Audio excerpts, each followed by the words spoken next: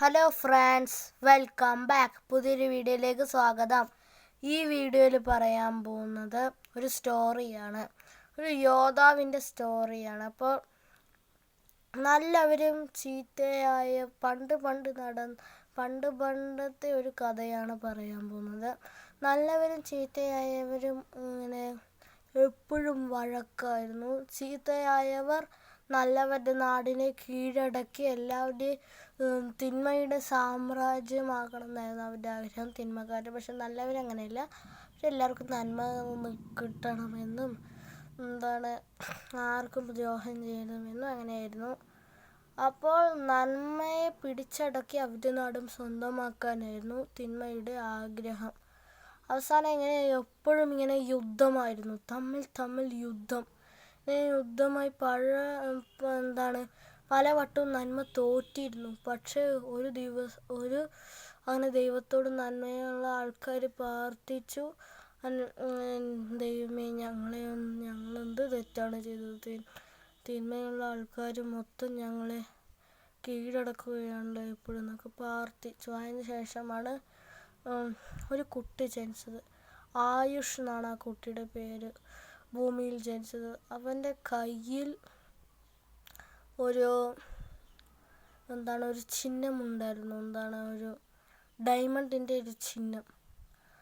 അതിന് പ്രകാശം അടിക്കുമായിരുന്നു, ഇടയ്ക്കിടയ്ക്ക് ഇങ്ങനെ പ്രകാശം അടിക്കും. അവൻ ദൈവ സാന്നിധ്യമുള്ളൊരു കുട്ടിയായിരുന്നു. ശരിക്കും അവരുടെ ആ പാവങ്ങളുടെ പ്രാർത്ഥന അനുസരിച്ച് ദൈവം ഒരു ശക്തിയായ യോദ്ധാവിനെ ആയിരുന്നു ഭൂമിയിലേക്ക് പറഞ്ഞയച്ചത്, ഒരു കുട്ടിയായിട്ട്.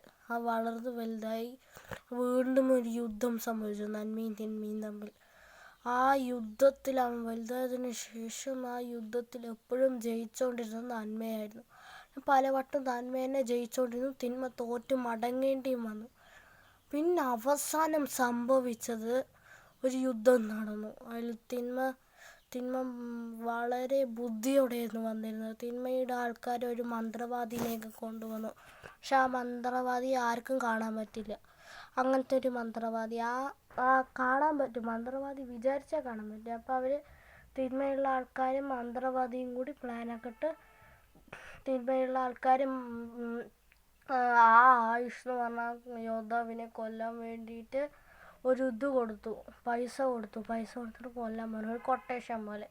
അങ്ങനെ വഴക്കൊക്കെ ഉണ്ടായി. ആയുഷ് എല്ലാവരും തല്ലി തോപ്പിക്കുന്ന സമയത്ത് അവൻ കാണാൻ പറ്റില്ലല്ലോ, അവനെ ആർക്കും. അവൻ വിചാരിക്കുമ്പോഴല്ലേ കാണാൻ പറ്റില്ല. അവൻ ഇൻവിസിബിൾ ആവാനുള്ളൊരു ശക്തി, അതായത് മാഞ്ഞു പോകാനുള്ളൊരു ശക്തി.